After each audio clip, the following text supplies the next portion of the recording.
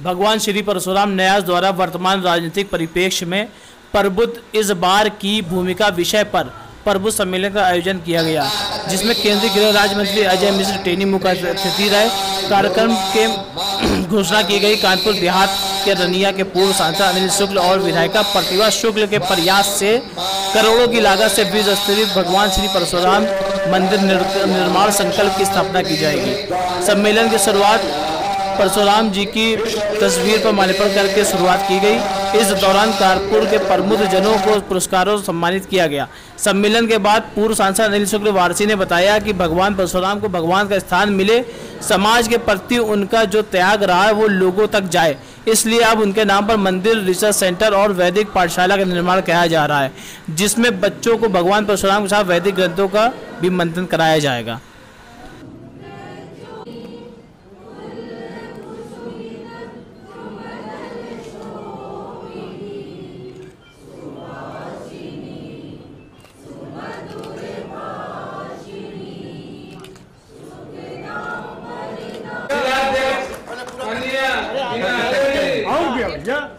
बाहर बुला लीजिए। अरे बड़ी माला जो कह रही थी है रुक जा, हिलना नहीं हिलना।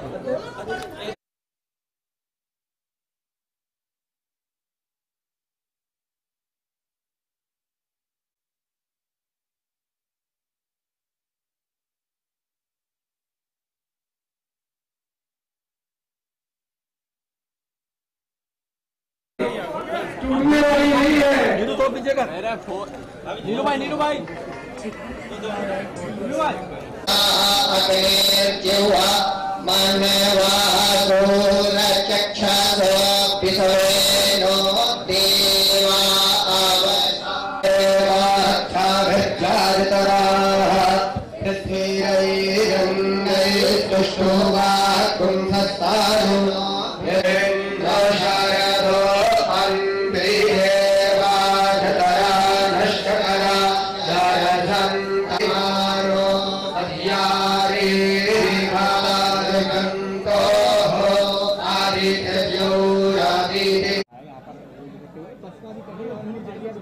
देखिए, बसपा और सपा के जो प्रबुद्ध वर्ग सम्मेलन है वो एक जाति विशेष के लिए है।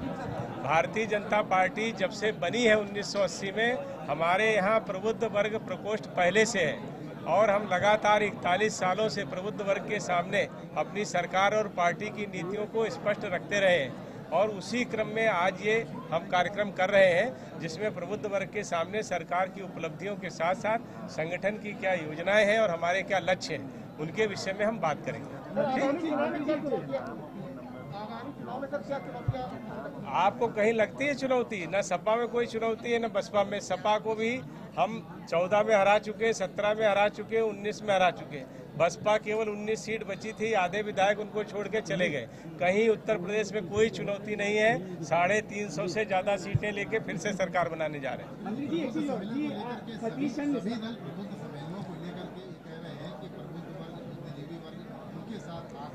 वो जो कर रहे हैं वो सम्मेलन जाति विशेष के लोगों को लेकर के कर रहे हैं, क्योंकि वो नाम केवल दे रहे हैं प्रबुद्ध वर्ग, उनकी सारी राजनीति कुर्सी के आसपास घूमती है और अब उनको लग रहा है जब उनको कोई सहारा नहीं है, उनके पास उपलब्धि बताने के लिए कुछ बचा नहीं है, जनता ने उनको हताश और निराश कर दिया है।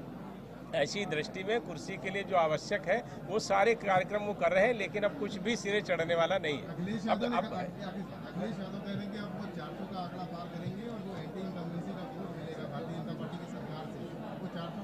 ये बहुत से लोग सोचते हैं कि बिल्ली के भाग से छींका फूटेगा।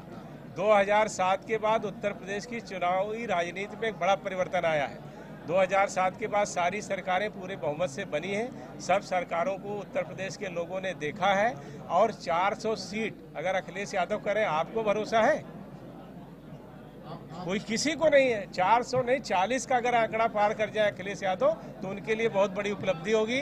अखिलेश यादव राजनीति में केवल अपने पिता के कारण आए, उनके पिता ने उनको विधायक बनाया, उस कारण आए। उसके बाद मुख्यमंत्री बनने के बाद उन्होंने लगातार 3 चुनाव लड़े। 2014 में पराजित हुए, केवल 5 लोग जीते थे लोकसभा में, उनके परिवार के ही थे।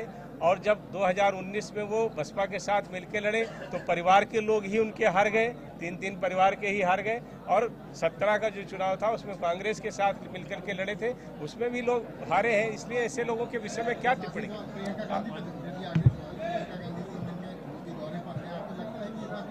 प्रियंका गांधी पहली बार यूपी के दौरे पर नहीं आई। प्रियंका गांधी चुनावों में लगातार आती रही हैं। 2019 में 2 सीटें केवल उनके पास थीं जो उनकी पारंपरिक और पारिवारिक सीटें थीं, जिसको लोग कहते थे कांग्रेस की सीटें। उसमें से 50% का काम उन्होंने 2019 में कर दिया था। बाकी जो 50% बचा है वो 2022 में साफ हो जाएगा। देखिए, भगवान परशुराम को हिंदुस्तान में जो स्थान मिलना चाहिए था वो कुछ कारणों से नहीं मिल पाया, जबकि भगवान परशुराम भी भगवान विष्णु के 6ठे अवतार हैं, तो उनको वो स्थान मिले और उनका पूरा लोगों में जो कार्य रहे हैं, जो समाज के प्रति उनका जो भी त्याग रहा है, कर्तव्य रहा है, वो लोगों तक जाए, हमारे जो बच्चे आगे आवें तो उनकी जानकारी में जाए ये इतिहास। इस वजह से इस मंदिर का निर्माण हो रहा है। साथ ही साथ वहाँ पे भगवान परशुराम का एक रिसर्च सेंटर भी बन रहा है और साथ ही साथ वहाँ वैदिक पाठशाला भी बन रही है, जहाँ पे बच्चे भगवान परशुराम के बारे में और अपनी संस्कृति के बारे में जान करके और समाज को एक दिशा देने का काम करें।